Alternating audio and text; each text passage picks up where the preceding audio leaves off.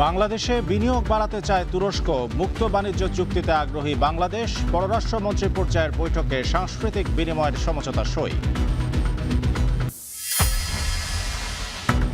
বাংলাদেশ ভারত সীমান্তে অস্থিরতা, লালমনিরহাট সহ বিভিন্ন পয়েন্ট দিয়ে অর্ধ শতাধিক মানুষকে পুশিরের চেষ্টা বিএসএফের, সতর্ক বিজিবি। দৌলতদিয়ায় পন্টুন থেকে পদ্মা নদীতে পড়ে যাওয়া বাস উদ্ধার, যাত্রীরা আগে নামায় হতাহত নেই, বারবার দুর্ঘটনায় নিরাপত্তা নিয়ে প্রশ্ন।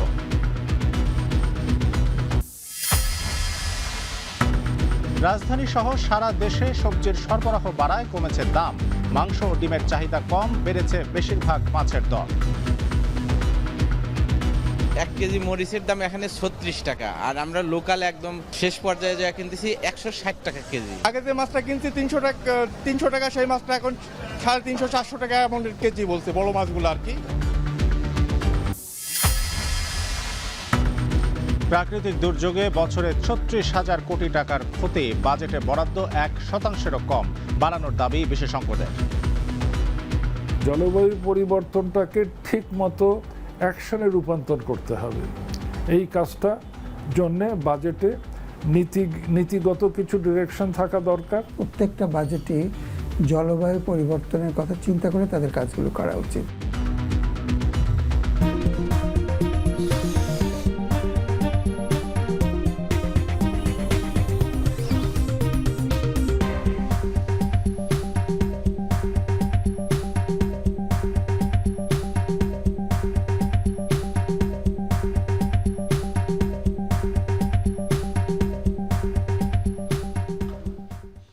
স্বাগত এখন বিকেলে। পুরো আয়োজনে আপনাদের সঙ্গে রয়েছে আমি শামসুল আরেফিন। বাংলাদেশে বিনিয়োগ ও ব্যবসা বাড়াতে চায় তুরস্ক।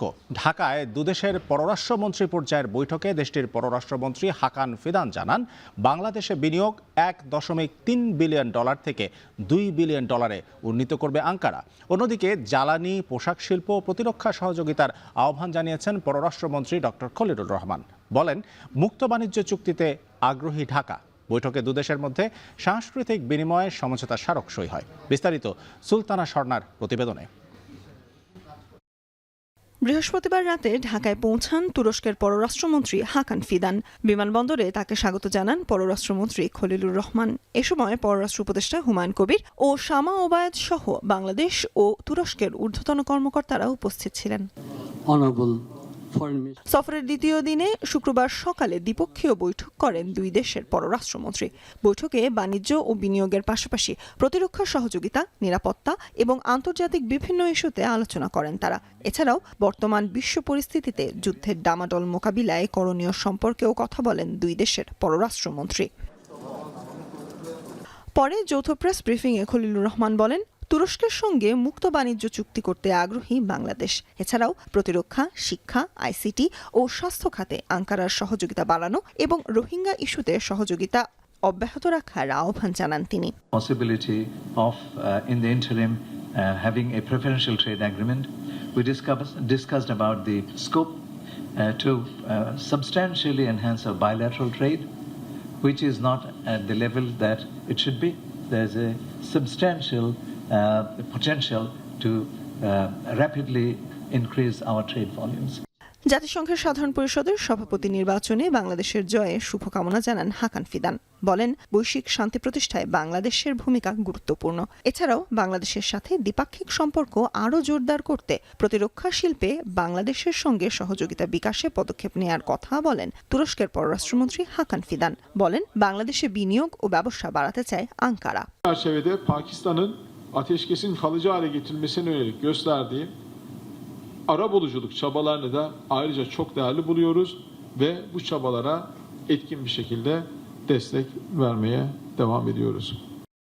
সফরের সংস্কৃতি মন্ত্রী নিতাই রায় চৌধুরীর সাথে সাংস্কৃতিক সম্পদ রক্ষায় সহযোগিতা বিষয়ক একটি সমঝোতা স্মারকও সই হয়। সুলতানা স্বর্ণা, এখন ঢাকা। সীমান্তের বেশ কয়েকটি পয়েন্টে আজও অর্ধ শতাধিক মানুষকে বাংলাদেশে পুশ ইনের চেষ্টা চালিয়েছে ভারতীয় সীমান্তরক্ষী বাহিনী বিএসএফ।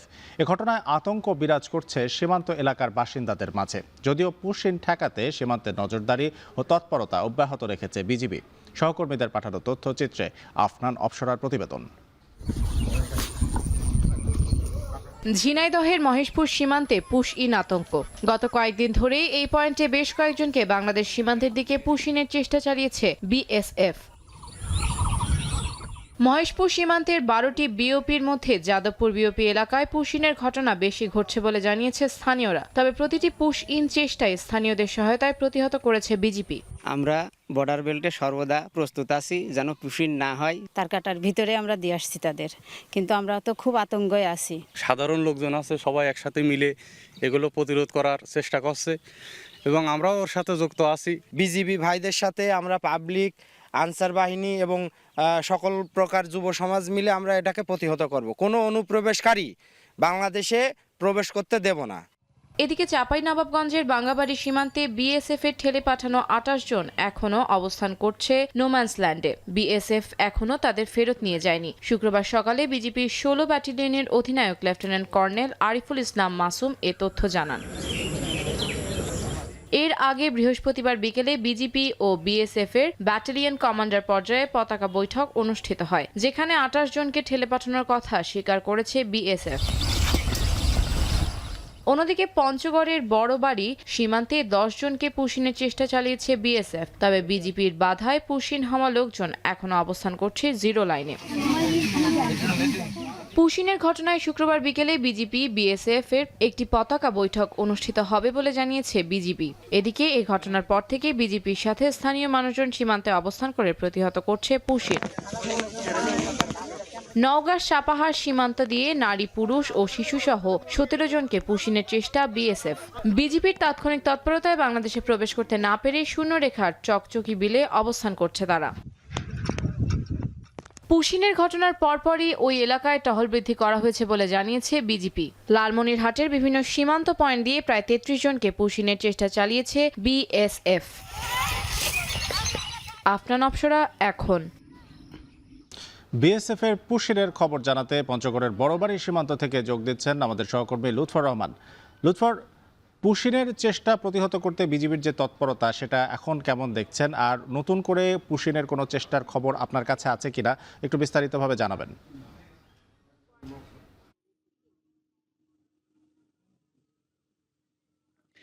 আরিফিন, আমি এই মুহূর্তে রয়েছি পঞ্চগড় সদর উপজেলা বড়বাড়ি প্রধানপাড়া সীমান্ত। এই সীমান্তে আজ পুশিনের ঘটনা ঘটেছে। মূলত ভারতের যে পশ্চিমবঙ্গের বিধানসভা নির্বাচনের পরে প্রথমবারের মতো এই পুশিনের এখানে চেষ্টা চলেছে এবং আমরা যতটুকু জানতে পেরেছি যে আজ ভোরের দিকে, ভোর 4টার দিকে এই সীমান্ত দিয়ে 10 জনকে পুশিনের চেষ্টা করে বিএসএফ এবং তাদেরকে সীমান্তের কাঁটাতার পার করে দেওয়ার পরে বাংলাদেশের অভ্যন্তরের দিকে ঠেলে দেওয়ার চেষ্টা করা হয়। তার এরই মধ্যে কিন্তু বাংলাদেশের যারা সীমান্তরক্ষী বাহিনী আছে, বিজিবি, তাদেরকে রুখে দেয় সীমান্তের শূন্য লাইনের মধ্যে এবং বর্তমানে কিন্তু তারা প্রায় 12 ঘন্টা ধরে সীমান্তের শূন্য লাইনের মধ্যে অবস্থান করছে এবং আমরা দেখেছি সীমান্তের প্রত্যেকটি স্থানেই বিজিবির নজরদারি এবং টহল বৃদ্ধি করা হয়েছে। তার পাশাপাশি বিজিবি জওয়ানদের মোতায়েন করা হয়েছে। তারা বাংকার খুঁড়ে একেবারে অস্ত্র তাক করে কিন্তু তারা অবস্থান নিয়েছেন। তার পাশাপাশি আমরা জানিয়ে রেখি, আমরা বিজিবির কর্মকর্তাদের সাথে কথা বলেছি। এই বিজিবিটি মূলত 56 নীলফামারী 56 বিজিবি ব্যাটালিয়নের অধীনের একটি বড়বাড়ি যে সীমান্ত ক্যাম্প রয়েছে, এই বিজিবি ক্যাম্পের সদস্যরা আমাদের জানিয়েছেন যে এখানে কোম্পানি কমান্ডার পর্যায়ে তারা পতাকা বৈঠক করেছেন। বিজিবি এবং বিএসএফ এর যে পতাকা বৈঠক, এই নিয়ে কিন্তু পতাকা বৈঠকও অনুষ্ঠিত হয়েছে। ঠিক আমার পেছনে কিছুক্ষণ আগে পতাকা বৈঠক অনুষ্ঠিত হয়েছে। তবে কিন্তু প্রথম দফায় পতাকা বৈঠক অমীমাংসিতভাবেই শেষ হয়েছে বলে তারা আমাদেরকে জানিয়েছেন। বিএসএফ কোনোভাবেই তাদেরকে ফেরত নিতে অস্বীকৃতি জানিয়েছেন। আর বিজিবির পক্ষ থেকেও কঠোরভাবে বলা হয়েছে যে যদি তারা প্রকৃতপক্ষে বাংলাদেশি হয়ে থাকে তবে তাদেরকে আইনগতভাবেই দেশের নীতি নির্ধারক পর্যায়ে তাদেরকে আলোচনার মাধ্যমে ফিরিয়ে আনা হোক, কিন্তু কোনোভাবেই তারা অবৈধভাবে যে অনুপ্রবেশ এবং পুশিন তারা কোনোভাবেই মেনে নেবেন না বলে বিজিবি সদস্যরা আমাদেরকে জানিয়েছেন। আর এখন পর্যন্ত কিন্তু তারা 12 ঘন্টা ধরে খোলা আকাশে নিচ্ছে, প্রচণ্ড রোদের মধ্যে তারা কষ্ট করে যারা পুশিনের শিকার হয়েছেন, নারী, পুরুষ এবং শিশু রয়েছেন 10 জন, তারা এখানে অবস্থান করছেন।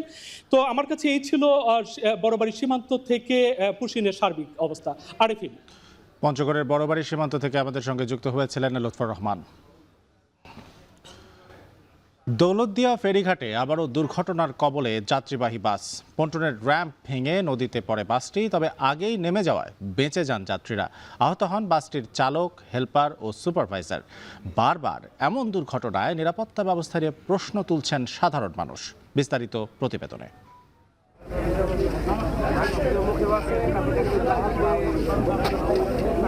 দৌলতদিয়া ফেরিঘাটে আবারও নদীতে পড়ে গেছে একটি যাত্রীবাহী বাস। শুক্রবার সকাল 9:30টার দিকে দৌলতদিয়া ফেরিতে 7 নম্বর ঘাটে এমন ঘটনা ঘটে। মেহেরপুরের গাংনী থেকে ছেড়ে আসা এসবি পরিবহনের একটি বাস পন্টুনে ওঠার সময় নিয়ন্ত্রণ হারিয়ে র্যাম্প ভেঙে নদীতে পড়ে যায়। পরে দুপুর 12টার দিকে উদ্ধার করা হয় বাসটিকে। তবে ফেরিতে ওঠার আগে বাসের সকল যাত্রী নেমে যাওয়ায় কোনো যাত্রী হতাহত হয়নি। ঘটনার সময় বাসটির চালক, হেলপার ও সুপারভাইজার বাসে থাকায় তারা আহত হন। পরে তাদের উদ্ধার করে গোয়ালন্দ উপজেলা স্বাস্থ্য কমপ্লেক্সে ভর্তি করা হয়। আমাদের যে গাড়িটা একদম মনে হয় যেন পাহাড় থেকে নামতেছে ঢালে, এরকম হওয়া উচিত না। এটা খুব সম্ভব, মানে আমাদের গাড়িটাতে আজকে যেটা মনে হয় সেটা ব্রেক ফেল করছে। যদি নর্মাল ওয়েতে থাকতো ব্রেক ফেল বেশি সমস্যা হওয়ার কথা ছিল। গত 25শে মার্চ একই ঘাটে সৌহার্দ্য পরিবহনের একটি বাস নদীতে পড়ে 26 জন নিহত হন। ওই ঘটনার পর নিরাপত্তা জোরদার সহ বেশ কয়েকটি সুপারিশ করা হয়েছিল। আমাদের এই ধরনের পোর্ট তো নেই, আমাদের নৌবন্দর আধুনিকভাবে গড়ে তোলার জন্য একটা প্রস্তাবনাও আমরা ডিসিস কনফারেন্সে দিয়েছি। এখন এটা তো সময় সাপেক্ষ বিষয়, মানুষের জীবন তো আর থেমে থাকবে না। এই ক্ষেত্রে আমাদের আসলে সচেতন হতে হবে। আজকে যে ঘটনাটি ঘটেছে আপনারা দেখেছেন যে বাস থেকে যাত্রীরা নেমে যাওয়ার কারণে কোনো প্রাণহানি হয়নি, এবং আমরা বারবারই অনুরোধ করছি যে আপনারা অবশ্যই ফেরিতে ওঠার সময় বাস নেমে দাঁড়াবেন। একের পর এক দুর্ঘটনার পরও ফেরিঘাটের নিরাপত্তা ব্যবস্থা নিয়ে প্রশ্ন তুলছেন যাত্রী ও স্থানীয়রা। দ্রুত কার্যকর ব্যবস্থা গ্রহণের দাবি জানান তারা। এখন রাজবাড়ী। সিরাজগঞ্জ ও ব্রাহ্মণবাড়িয়ায় সড়ক দুর্ঘটনায় 6 জন নিহত হয়েছেন। এ ঘটনায় আহত হয়েছেন আরও 3 জন। শুক্রবার ভোর 6টার দিকে সিরাজগঞ্জ বেলকুচি আঞ্চলিক সড়কের মেখুল্লায় সড়ক দুর্ঘটনায় 3 জন নিহত হন। ফায়ার সার্ভিস এবং স্থানীয়রা জানান, এনায়েতপুরের থেকে বেলকুচিগামী ব্যাটারি চালিত একটি ভ্যান মেখুল্লা এলাকায় নিয়ন্ত্রণ হারিয়ে রাস্তার মাঝে চলে আসে। এ সময় বিপরীত দিক থেকে আসা ঢাকা এক্সপ্রেস নামক যাত্রীবাহী একটি বাস ভ্যানটিকে চাপা দেয়। এতে ঘটনাস্থলেই ভ্যান চালক সহ 3 জন নিহত হন। এদিকে ব্রাহ্মণবাড়িয়া সদরে পিকআপ ভ্যানের ধাক্কায় মা, ছেলে সহ সিএনজি চালিত অটোরিকশার 3 যাত্রী নিহত হয়েছেন। শুক্রবার সকালে উপজেলার রামরাইল ইউনিয়নের 42 শহরে কুমিল্লা সিলেট মহাসড়কে এ দুর্ঘটনা ঘটে। দুপুরে রাজধানীর বিভিন্ন স্থানে বৃষ্টি হওয়ায় কিছুটা কমেছে অসহনীয় তাপমাত্রা। আজ ঢাকা সহ রংপুর, রাজশাহী, ময়মনসিংহ, খুলনা, বরিশাল, চট্টগ্রাম ও সিলেট বিভাগ সহ বিভিন্ন স্থানে হালকা থেকে মাঝারি ধরনের বৃষ্টি হতে পারে বলে জানিয়েছে আবহাওয়া অফিস। আবহাওয়া অধিদপ্তর আরও জানিয়েছে, বৃষ্টিতে দিন এবং রাতের তাপমাত্রা কমতে পারে। এই বৃষ্টিপাত বিক্ষিপ্তভাবে হবে উল্লেখ করে আবহাওয়া অফিস জানায়, কমতে পারে গরমের অনুভূতি ও ভ্যাপসার ভাব। গত 24 ঘন্টায় দেশের রংপুর বিভাগের দিনাজপুর ও খুলনা বিভাগের যশোরে সর্বোচ্চ তাপমাত্রা রেকর্ড করা হয়েছে 38.6 ডিগ্রি সেলসিয়াস।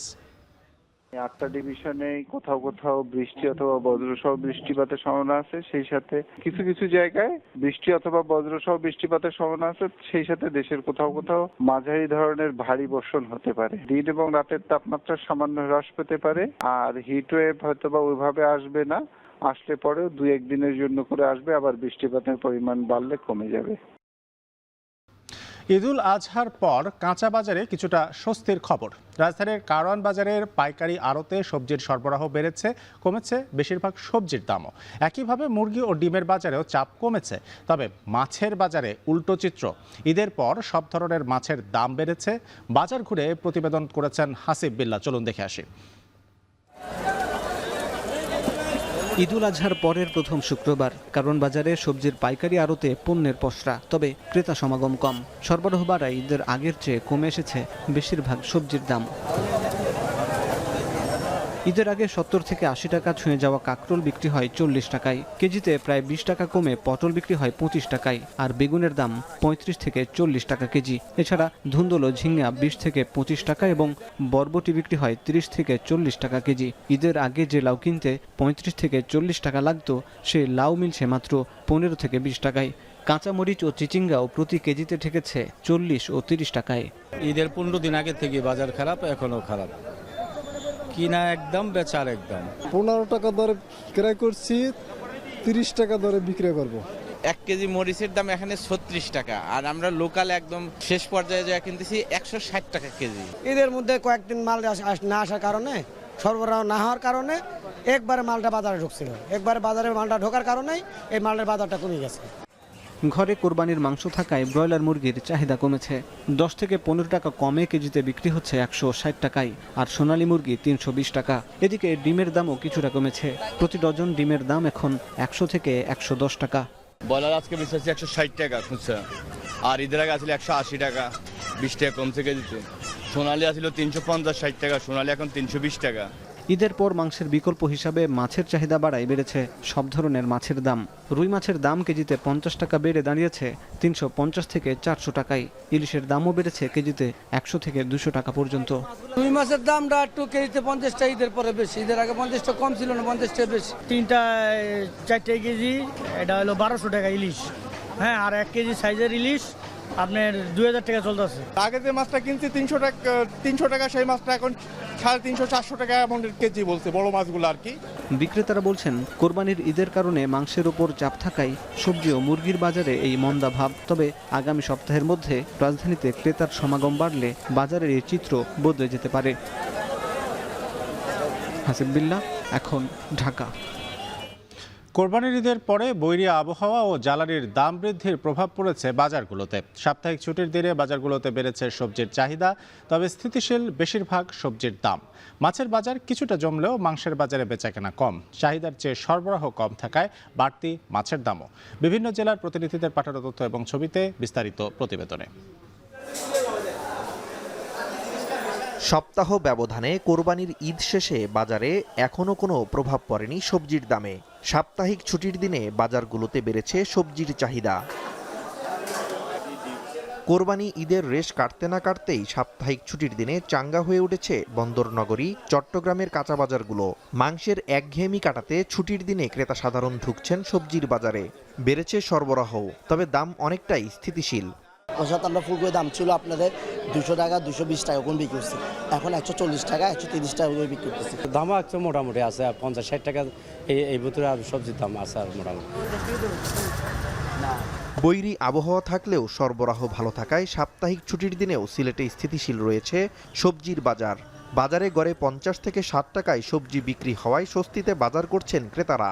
সপ্তাহ ব্যবধানে শিম, করলা, মিষ্টি কুমড়া, লাউ সহ সব সবজির দাম কমেছে 5 থেকে 15 টাকা। বিক্রেতারা বলছেন, সরবরাহ ভালো থাকায় বাজারে সবজির কোনো কমতি নেই, তাই দামও রয়েছে নাগালের মধ্যে। অন্যদিকে দাম স্থিতিশীল থাকায় স্বস্তিতে ক্রেতারা। তাদের দাবি, বিভিন্ন অজুহাতে যেন সবজির দাম বাড়ানো না হয়। সবজির দাম ঠিকই আছে, তবে বাজার প্রচুর পরিমাণ সবজি আমদানি হইতে আছে। কিছুদিন আগ থেকে এখন বর্তমানে আজকের বাজার অনেক কমছে। আমাদের তো দাবি হলো কি বাজার স্থিতিশীল অবশ্যই থাকতে হবে, আর নাহলে তো মানুষের ক্রয় ক্ষমতার বাইরে গেলে মানুষ কিভাবে চলাফেরা করবে। সপ্তাহ ব্যবধানে জামালপুরে কম সব সবজির দাম, তবে অপরিবর্তিত পেঁয়াজ, রসুন ও আদার দাম। কেজি প্রতি সবজিতে দাম কমেছে 10 থেকে 15 টাকা। এদিকে এখনও ঈদের প্রভাব রয়েছে ময়মনসিংহের মাছ মাংসের বাজারে। মাছের বাজার কিছুটা জমলেও মাংসের বাজারে বেচাকেনা কম। চাহিদার চেয়ে সরবরাহ কম থাকায় বাড়তি মাছের দাম, আর আগের দামেই বিক্রি হচ্ছে গরু ও খাসির মাংস। নাজমুস সাকিব, সামি, এখন।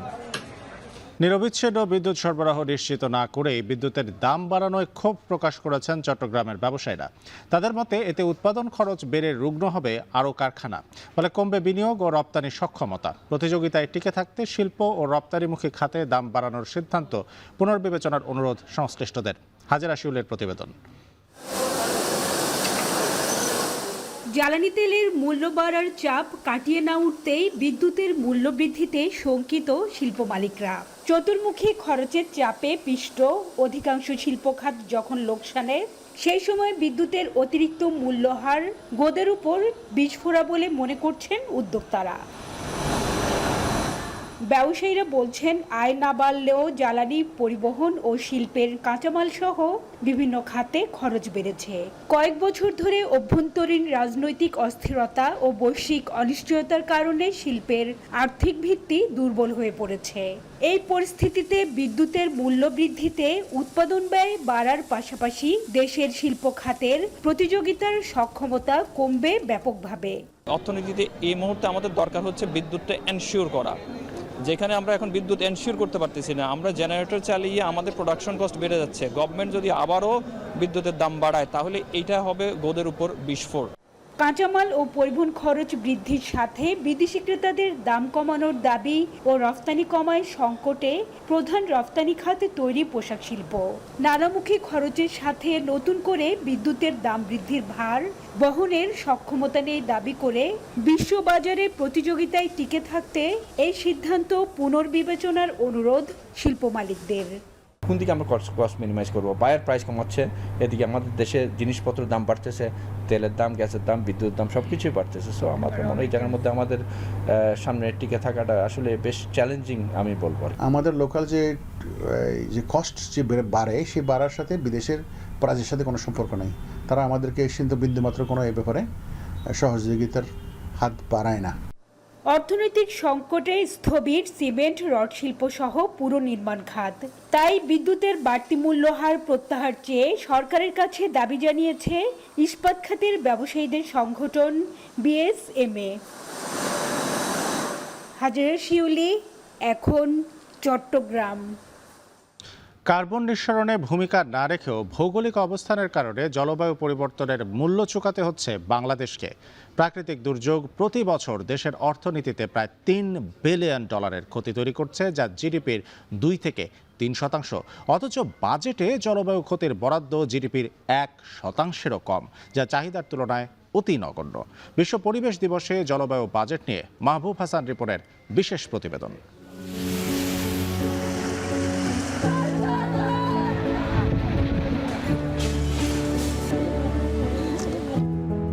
চোখের সামনে জল ও মাটির আদিম যুদ্ধ দেখতে দেখতে বৃদ্ধা সানোয়ারা বেগমের চুলে এখন পদ্মার ভাঙনের মতোই সাদা ফেনা। বিয়ের পর থেকে আজ অবধি মোট 9 বার নদী তার উঠোন গিলে খেয়েছে। জীবন মানে কি আমাকে কইব অনেক বুড়ো অবস্থা হয়েছে, অনেকে আমাকে লারানের একটা সম্ভব একটা কিনার থাই বিলে নেই, কিনার ধরে থাই নে আমার এই সর না আছে, আরেক সর আছে, হেরও তো নাই।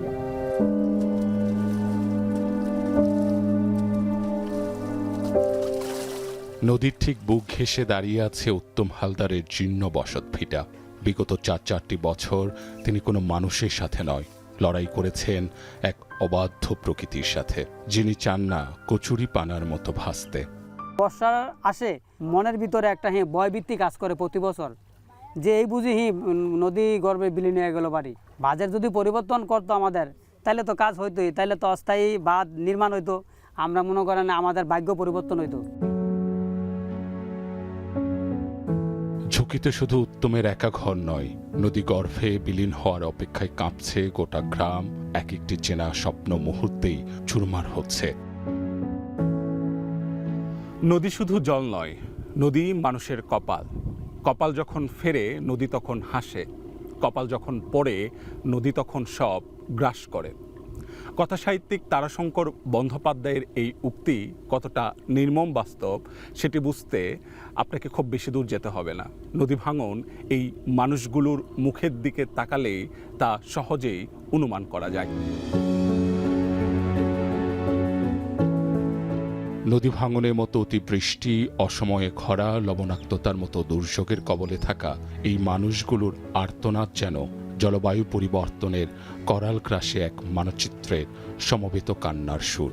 টেকনাফ থেকে তেতুলিয়া কিংবা কুড়িগ্রামের চরাঞ্চল থেকে সাতক্ষীরার উপকূল, নির্মম প্রকৃতির এই খামখেয়ালি।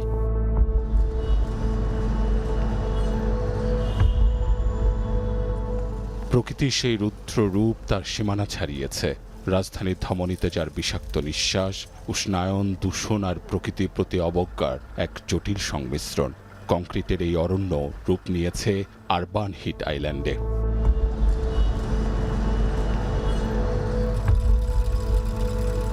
বদ্বীপের এই নিষ্পাপ বুক পুড়ছে যে জলবায়ুর করাল গ্রাসে, সেখানে কতটা আলো হয়ে আসবে এবারে বাজেট?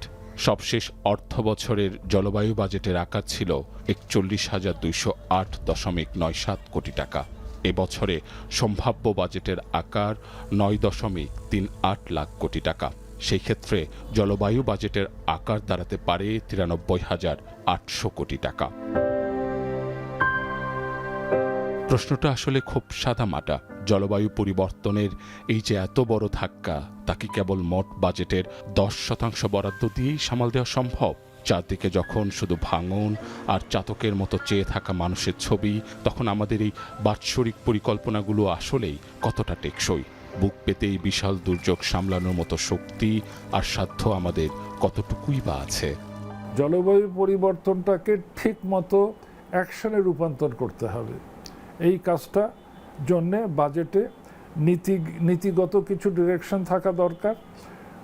তার জন্য সেটা বাস্তবায়ন করার জন্য আর্থিক বরাদ্দ থাকা দরকার। যারা বেশি ক্ষতিগ্রস্ত হচ্ছে তাদের জন্য টাকাটা আমাদেরকে বরাদ্দ করতে হবে, যতটুকু টাকায় থাকুক। সেইখানে আমাদের একটু আলোচনা করা দরকার। প্রত্যেকটা বাজেটে জলবায়ু পরিবর্তনের কথা চিন্তা করে তাদের কাজগুলো করা উচিত। বিগত কয়েক বছরে জলবায়ু বাজেটের বরাদ্দের সিংহভাগই খরচ হয়ে গেছে আকস্মিক ও জরুরি প্রাকৃতিক দুর্যোগ মোকাবেলায়, যা অবকাঠামোর ক্ষেত্রেই ব্যবহার হয়। অথচ এই জলবায়ুর প্রভাবে দেশের খাদ্য নিরাপত্তা, সামাজিক সুরক্ষা, স্বাস্থ্য হুমকির মুখে। আমার উপকূলে জলকষ্ট আছে, পানির ইয়ে নাই। আমরা উপরের নদীগুলোতে বাঁধ দিয়ে দিয়েছি, এখন মিষ্টি পানি সুন্দরবন পর্যন্ত পৌঁছানোর আর কোনো উপায় নাই। ইলেকশন হবে কদিনের মধ্যে। এই ইলেকটেড কমিশনারদের দুর্যোগ ব্যবস্থাপনাতে জলবায়ু পরিবর্তনের ক্ষেত্রে বিরাট ভূমিকা থাকা উচিত। বছরের এই নির্দিষ্ট জুন মাসে ঢাকার খেরোখাতায় যে বরাদ্দের প্রদীপ জ্বলে, তা যেন কেবলই এক বাৎসরিক আনুষ্ঠানিকতার মরীচিকা না হয়, এমনটি প্রত্যাশা সংশ্লিষ্টদের। মাহবুব হাসান রিপন, এখন, ঢাকা। একসময় দেশের বাজারে টেলিভিশন, ফ্রিজ, এসি মানেই ছিল বিদেশি ব্র্যান্ডের আধিপত্য। তবে সময় বদলেছে। দেশীয় প্রযুক্তি প্রতিষ্ঠানগুলো শুধু দেশের চাহিদাই মেটাচ্ছে না, আন্তর্জাতিক বাজারেও জায়গা করে নিচ্ছে, কমেছে আমদানি। বিশ্বের ২৫টিরও বেশি দেশে রপ্তানি হচ্ছে মেড ইন বাংলাদেশ ট্যাগযুক্ত টিভি, ফ্রিজ ও এসি। বর্তমানে দেশে এসব পণ্যের প্রায় ১০,০০০ কোটি টাকার বাজার রয়েছে। বিস্তারিত দেখুন জাবুদ আবদুল্লাহর প্রতিবেদনে।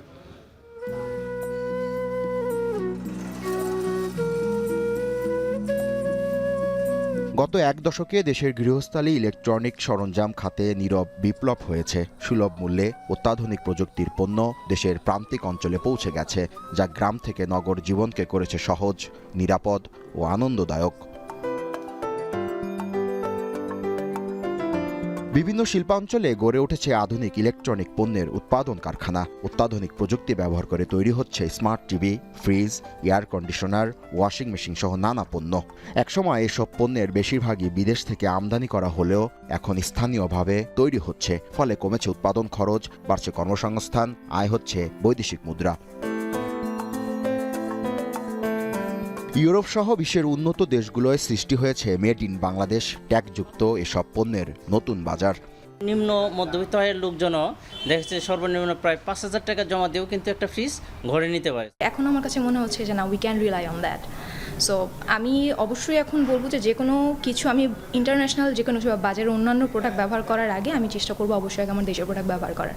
সংশ্লিষ্টরা বলছেন, আন্তর্জাতিক বাজারে প্রতিযোগিতা করতে হলে শুধু উৎপাদন নয়, মান নিয়ন্ত্রণ ও গবেষণায়ও গুরুত্ব দিতে হয়। জানান, সব গুণগত মান ঠিক রেখে বর্তমানে বেশ কিছু দেশীয় ব্র্যান্ড আন্তর্জাতিক মান অর্জন করেছে। গ্লোবাল যে স্ট্যান্ডার্ডগুলো, সাসো যা স্ট্যান্ডার্ডগুলো আছে, যেহেতু এক্সপোর্ট আমাদের করতেই হয়, সো বিভিন্ন কন্টিনেন্টের যে স্ট্যান্ডার্ড সেটা আমরা ফলো করছি। খাত সংশ্লিষ্টদের মতে, সরকারের কাছ থেকে রপ্তানি প্রণোদনা ও অন্যান্য নীতি সহায়তা পেলে পোশাক শিল্পের মতো দেশের ইলেকট্রনিক্স ইন্ডাস্ট্রিও বড় রপ্তানি খাত হয়ে উঠবে। 50টিরও বেশি দেশে পণ্য রপ্তানি করছি। এর মধ্যে air condition, refrigerator, television, home appliance সহ বিভিন্ন ইলেকট্রনিক্স পণ্য বিভিন্ন দেশে যাচ্ছে।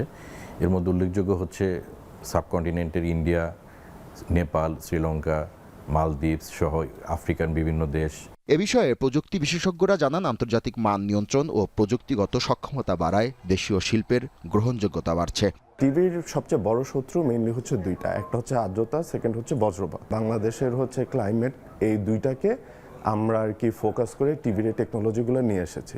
বিশ্ববাজারে টিকে থাকতে স্মার্ট প্রযুক্তি এখন বড় চ্যালেঞ্জ। অ্যান্ড্রয়েড ও গুগল ভিত্তিক অপারেটিং সিস্টেম ব্যবহার করে কৃত্রিম বুদ্ধিমত্তা, ইন্টারনেট, ভয়েস কন্ট্রোল এবং স্মার্ট কানেক্টিভিটির মতো সুবিধা যুক্ত হচ্ছে নতুন প্রজন্মের দেশীয় পণ্যে।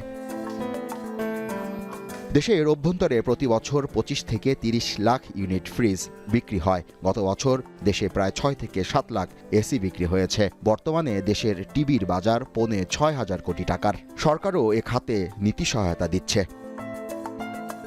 জাবেদ আব্দুল্লাহ, এখন, ঢাকা। আন্তর্জাতিক প্রসঙ্গ। 24 ঘন্টাও টিকল না লেবানন ইসরায়েলের যুদ্ধবিরতি। যুক্তরাষ্ট্রের আহ্বানকে তোয়াক্কা না করে লেবানন জুড়ে রাতভর ক্ষেপণাস্ত্র বিমান হামলা চালায় ইসরায়েল। এতে প্রাণ গেছে একজনের, আহত আরও বেশ কয়েকজন। ওয়াশিংটনের মধ্যস্থতায় যুদ্ধবিরতির শর্ত প্রত্যাখ্যান করে হিজবুল্লাহ বলছে, শান্তি আলোচনার নামে লেবাননকে অপমান করা হয়েছে। বিস্তারিত জানাচ্ছেন বেনুকা সুলতানা। যুক্তরাষ্ট্রের মধ্যস্থতায় যুদ্ধবিরতিতে সম্মত হয় লেবানন ও ইসরায়েল। অস্ত্রবিরতির অন্যতম প্রধান শর্তই ছিল হামলা সম্পূর্ণরূপে বন্ধ করা। পাশাপাশি দক্ষিণ লিতানি অঞ্চল থেকে হিজবুল্লাহ গোষ্ঠী তাদের সব সদস্যদের প্রত্যাহার করবে এবং অঞ্চলের নিয়ন্ত্রণ থাকবে লেবানন সেনাবাহিনীর হাতে।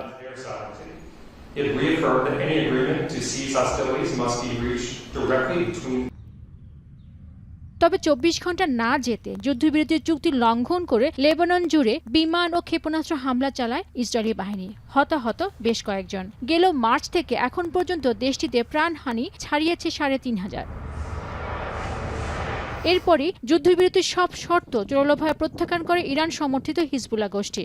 শুধু তাই নয়, এই আলোচনা বৈরুতের জন্য ব্যর্থ ও অপমানজনক বলেও অভিহিত করেন সংগঠনটির নেতা নাইম কাসেম। লেবানন থেকে সম্পূর্ণভাবে ইসরায়েলি সেনাদের প্রত্যাহারের দাবি জানায় হিজবুল্লাহ।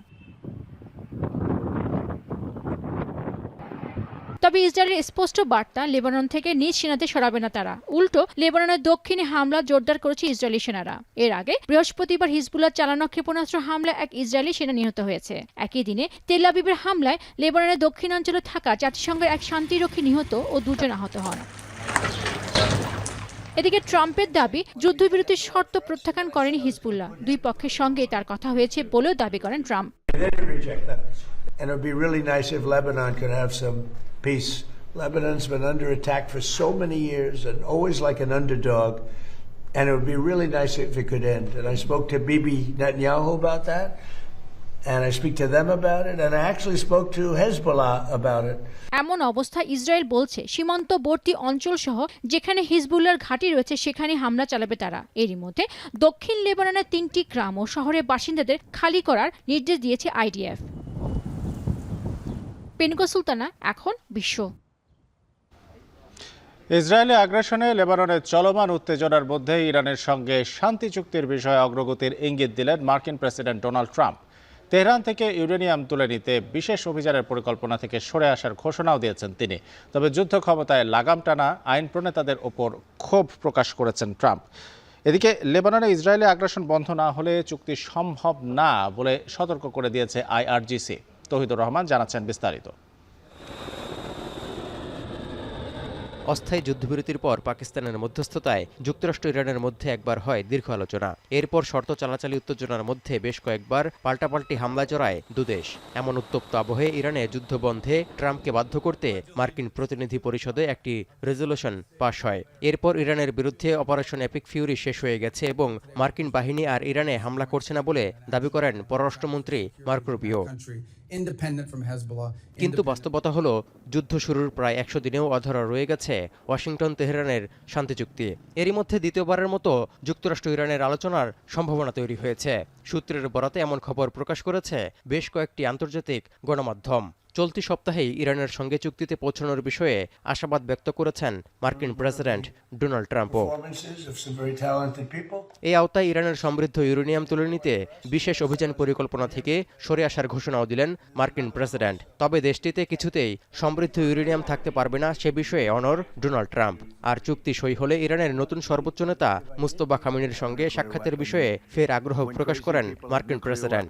একই সময় যুদ্ধ ক্ষমতায় লাগাম টানা আইন প্রণেতাদের দেশপ্রেম নিয়ে প্রশ্ন তোলেন মার্কিন president. I think we're doing very well, but we're going to see if we're going to win one way or the other. We're going to win on paper, or we're going to win military. One way or the other. It's going to be militarily or on paper. এই যখন অবস্থা, তখন Lebanon থেকে Israeli সেনাদের সরিয়ে না নিলে মধ্যপ্রাচ্যে কিছুতেই শান্তি ফিরবে না বলে মন্তব্য করেছে আইআরজিসি। ইসরায়েলি আগ্রাসন বন্ধের শর্তটি শুরু থেকেই ছিল বলে ওয়াশিংটনকে আরেকবার মনে করিয়ে দিল তেহরান। এমনকি ইরানে মার্কিন ইসরায়েলি হামলায় সাহায্য করার জন্য ফের সংযুক্ত আরব আমিরাতকে অভিযুক্ত করলেন ইরানের পররাষ্ট্রমন্ত্রী আব্বাস আরাকচি। এছাড়া নিরাপত্তার স্বার্থে সর্বোচ্চ নেতার সঙ্গে ট্রাম্পের সাক্ষাৎ সম্ভাবনা নাকচ করে দিয়েছেন তিনি। এদিকে সংঘাত নিরসনে যুক্তরাষ্ট্র ও ইরান খুব দ্রুতই একটি সমঝোতায় পৌঁছাবে বলে আশাবাদ ব্যক্ত করেছেন রুশ প্রেসিডেন্ট ভ্লাদিমির পুতিন। একই সময় পারমাণবিক খাতে সহযোগিতা বাড়াতে $25 বিলিয়ন সমঝোতা স্মারক সই করেছে ইরান ও রাশিয়া। 2015 সালের পারমাণবিক চুক্তিতে রাশিয়া একটি পক্ষ ছিল, যার অধীনে তেহরানের বেশিরভাগ সমৃদ্ধ ইউরেনিয়াম সরিয়ে নিয়েছিল মস্কো। তৌহিদুর রহমান, এখন বিশ্ব।